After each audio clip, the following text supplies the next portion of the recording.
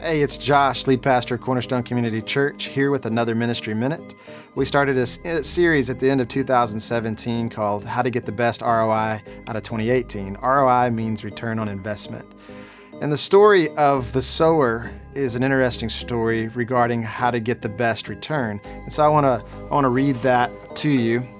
And it's in Luke chapter 8, and it's starting in verse 4, and it says, "And when a great multitude had gathered, and they had come to him from every city, he spoke by a parable.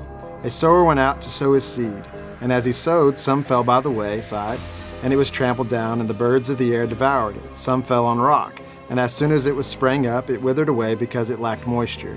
And some fell among thorns, and the thorns sprang up with it and choked it out. But others fell on the ground, on good ground, sprang up, and yielded a crop 100-fold. When he had said these things, he cried, He who has ears, let them hear."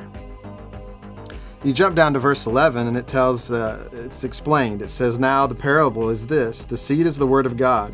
Those by the wayside are the ones who hear. Then the devil comes and takes it away, the word out of their hearts, lest they should believe and be saved. But the ones on the rock are those who, when they hear and receive the word with joy, and these have no root, who believe for a while, and in time the temptation fall away. Now the ones that fell among the thorns are those who they have heard go out and are choked with cares, riches, and pleasures of this life, and bring no fruit to maturity. But the ones that fell on good ground are those who, having heard the word with a noble and good heart, keep it and bear fruit with patience."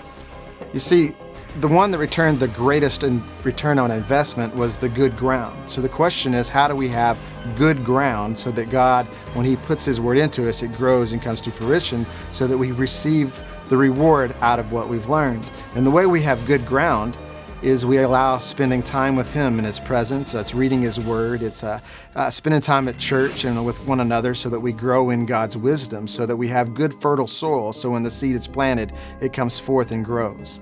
So that's my challenge for you, going through this return on investment is, are you preparing your soil so it is able to receive what God has for you?